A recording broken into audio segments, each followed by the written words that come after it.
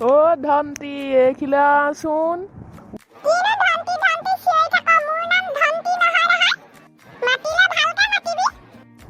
মই তোৰ নামটো পাহৰিয়ে থাকোঁ। তই এবাৰ পৰীক্ষা কেনেকৈ পাছ কৰিলি?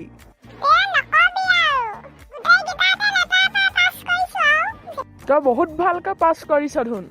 পিছে পঢ়া শুনা কেনেকৈ চলাইছিলি অকণমান কচোন।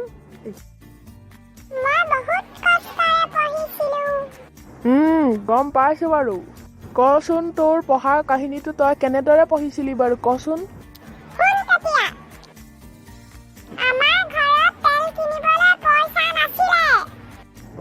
তাৰপিছত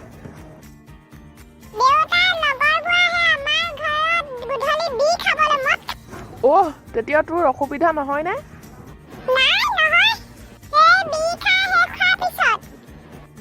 শেষ হোৱাৰ পিছত কি? সেইবোৰ কি?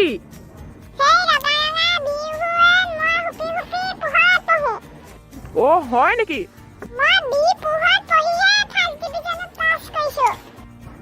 ভাল হৈছে দে। তেতিয়া চাগে তোৰ পঢ়া নহয়। কেনেকৈ পঢ় তেতিয়া? তিনিআলিত কি কৰগে তই? খাই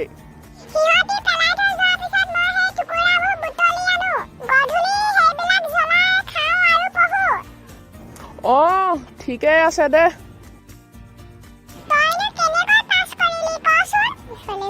তোৰ কাহিনীটোতকৈ অলপ দুখ লগা।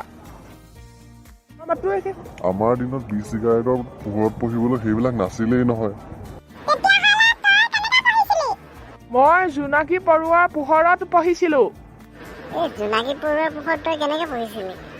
গধূলি পৰত পৰুৱাবিলাক আনি মই বটলত ভৰাই লওঁ আৰু ৰাতি সিহঁতি পোহৰ দি থাকে নহয়, মই তাৰ পোহৰতে পঢ়োঁ।